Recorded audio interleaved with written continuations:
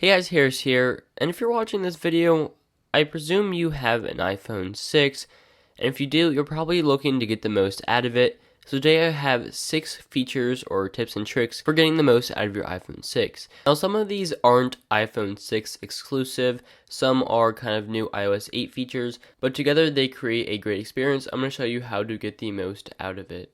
Coming in at number 5 would be under Settings, Brightness and Display, and Digital Zoom. Now you probably got this option right when you started up your iPhone 6 or 6 Plus, and this essentially controls how much zoom there is on your screen.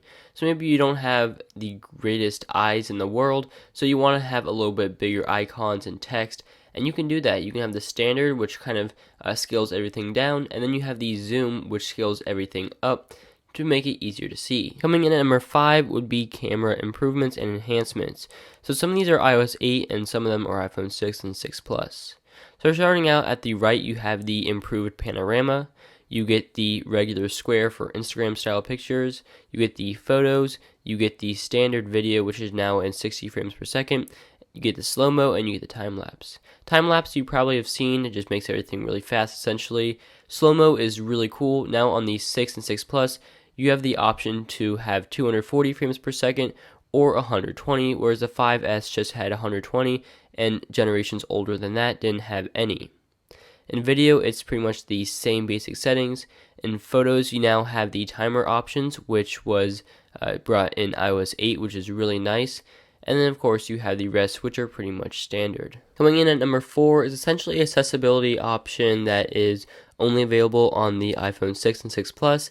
And if you double tap on the home button, not actually press, but just like tap on it, lightly press it without actually pressing it in, it basically makes your screen cut in half so that you don't have to reach up if you have small hands, or if you're just feeling too lazy to reach to the top, or if you just only have one hand available. You double tap that, it makes everything cut in half. You click on something and it goes back up to full size.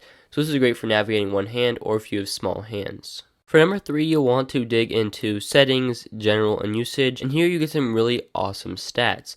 You can see your battery usage, time since last charge, and you can also see how your battery is draining, what apps or services are using it the most. And this is really cool if you want to monitor your battery, see what's draining it and what's not draining it.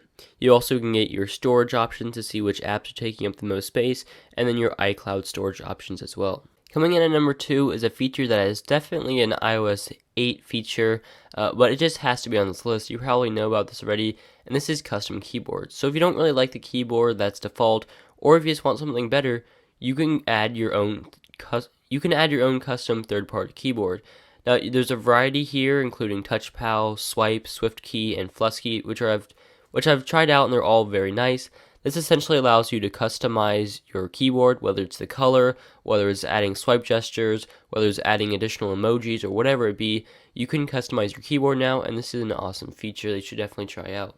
And rounding up my list at number 1 is something that was brought with the iPhone 5S, and that would be Touch ID. Now, more than just Touch ID, which is a great way to unlock your phone, also sign into the App Store. Now, with third-party support, you can use Touch ID in apps such as Keeper or Amazon or a lot of other apps now, and I'll have a link in the description to all of the apps that currently support it. Hopefully more apps will kind of adapt to this and allow you to sign in or do whatever you need to with only your fingerprints. You don't have to use passwords anymore. And Touch ID is also a very important part of Apple Pay, which is basically Apple's system of credit card management on your phone, so you can pay for things at stores with the NFC chip on this device. So Touch ID has definitely been upgraded. It's much faster, and it's also playing a much more crucial role in your iPhone experience. So those are 6 iPhone 6 tips and tricks. If you have any others, let me know in the description. Make sure you check out all my other iPhone 6 videos. Hopefully I have some others that you will enjoy. Make sure you give this video a like, and let me know any other videos you want me to make, and I'll see you guys all later.